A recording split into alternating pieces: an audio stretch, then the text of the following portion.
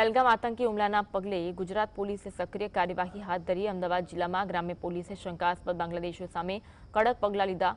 ચાંગોદર, વિરમગામ, ધોળકા પોલીસે ઔદ્યોગિક એકમોમાં કામ કરતા શંકાસ્પદ બાંગ્લાદેશીઓની તપાસ શરૂ કરી। આ કાર્યવાહીમાં અંદાજે 500 શંકાસ્પદ બાંગ્લાદેશીઓને ડિટેન કરવામાં આવ્યા, જેમનું વેરિફિકેશન કરવામાં આવશે। પોલીસ દ્વારા ટાવર, ડેમ ડેટા અને સીડીઆર મંગાવીને પણ આ શખ્સોની હિલચાલ અને સંપર્કોની ચકાસણી કરવામાં આવી રહી છે। આ ઉપરાંત આધાર કાર્ડ, ચૂંટણી કાર્ડ અને બેંક ખાતાની વિગતોનું પણ વેરિફિકેશન કરવામાં આવશે। આંગણિયા મારફતે થયેલા નાણાકીય વ્યવહારોની પણ તપાસ હાથ ધરવામાં આવી રહી છે, જેથી કોઈ ગેરપ્રવૃત્તિનો પર્દાફાશ થઈ શકે। 800 થી વધુ જેટલા વ્યક્તિઓને એક સાથે એકઠા કરી અને તેમના વેરિફિકેશનની પ્રક્રિયા હાલ ચાલુમાં છે।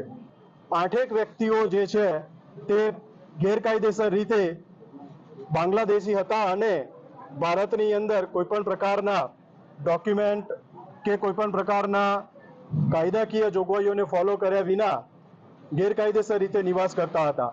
આવા 8 વ્યક્તિઓને હાલ ડિટેન કરી અને આગળની કાર્યવાહી હાથ ધરવામાં આવેલ છે।